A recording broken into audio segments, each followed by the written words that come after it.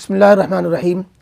پوچھتے ہیں کہ حضرت آدم و حوا کا جو نکاح ہوا تھا وہ کس نے پڑھایا تھا اور مہر کیا تھا؟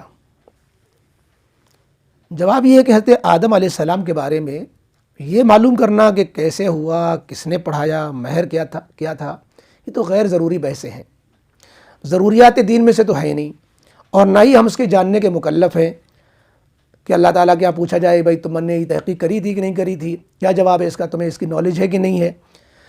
البتہ یہ ضرور طے ہے، پکی بات ہے، 100% صحیح ہے، قرآن کریم کی نص سے ثابت ہے کہ حضرت حوا حضرت آدم کی بیوی اور زوجہ تھیں۔ پہلے پارے میں بھی ہے، 8ویں پارے میں بھی ہے، یا آدم اسکن انت وزوجک الجنہ وکلا منہا رغدا حیث شئتما۔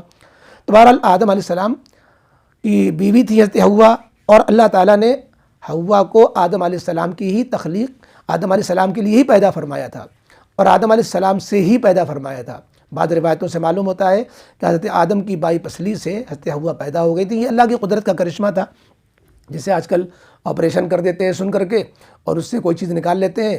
تو حضرت آدم علیہ السلام کو کوئی اس طرح کی کیفیت طاری کی گئی کہ ان کی بے خبری میں حضرت حوا کو ان کی پسلی سے وجود بخشا گیا، اور ان کو جیتا جاگتا ایک خاتون کی شکل میں پیش کر دیا گیا۔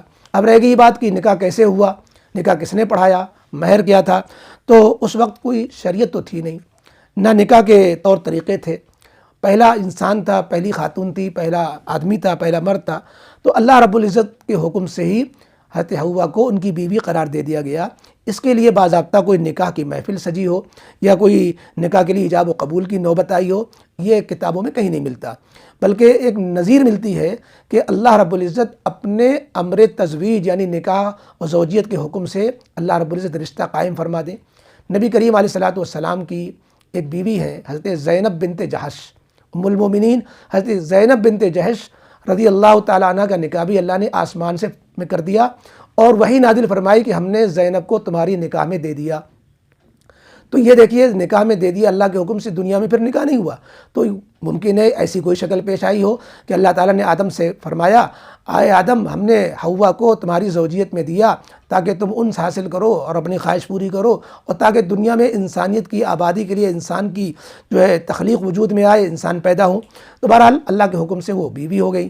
مہر کے بارے میں بھی مشہور روایت تو یہی آتی ہے کہ مہر طے ہوا تھا کہ تم جو ہے نبی کریم علیہ السلام پر درود پڑھو 3 مرتبہ، 10 مرتبہ، 20 مرتبہ، 100 مرتبہ، 1000 مرتبہ، مختلف روایتیں ہیں، مختلف کتابوں میں مختلف روایتیں لکھی بھی ہیں۔ وہ بہت مشہور حدیث ہے، واعظین مقررین بیان کرتے رہتے ہیں کہ آدم علیہ السلام کا جو مہر تھا وہ درود شریف کا پڑھنا تھا۔ یہ بات مشہور جتنی ہے اتنا سند کے اعتبار سے مضبوط نہیں ہے، یعنی کسی صحیح سند کے ساتھ کسی معتبر حدیث کی کتاب میں یہ بات آئی ہو ایسا نہیں ہے۔ تو بہت سی کتابوں میں، نزہۃ البساتین میں ہے، اور جو ہے واعظین کی کتابوں میں ہے، نزہۃ المجالس میں ہے، اور مختلف کتابوں میں نقل کی گئی ہے، لیکن صحیح سند کے ساتھ کچھ نہیں ملتا۔ اسی لیے بعض حضرات کی رائے یہ ہے کہ اسرائیلیات میں سے ہے کہ درود جو ہے مہر تھا، اور بعض کہتے ہیں کہ نہیں، یہ جو ہے بعض ضعیف سند سے ثابت ہے، حضرت عبداللہ ابن عباس سے، حضرت وہب ابن منبہ سے ثابت ہے۔ بہرحال جو ہے ہمیں معتبر درود شریف کی فضیلت پر تو معتبر حدیثیں موجود ہیں، ہمیں اس طرح کی روایتوں کے سہارا لینے کی ضرورت ہی نہیں ہے، اس لیے اپنے محقق علماء منع کرتے ہیں کہ یہ کچی روایتوں کو بیان نہیں کرنا چاہیے۔ تو بہرحال حضرت آدم حوا کا نکاح اللہ کے حکم سے ہوا، مہر ممکن ہے درود شریف رہا ہو یا کچھ اور رہا ہو، اس کی کوئی تحقیق جو ہے مستند طریقے سے نہیں ملتی۔ تو بہرحال آدم حوا کے بارے میں اس طرح کے سوال جواب میں پڑھنے کی ضرورت نہیں ہے۔ اب جب سوال آ گیا تو اس کے بارے میں جو معلومات تھیں وہ آپ کے سامنے پیش کر دی گئی۔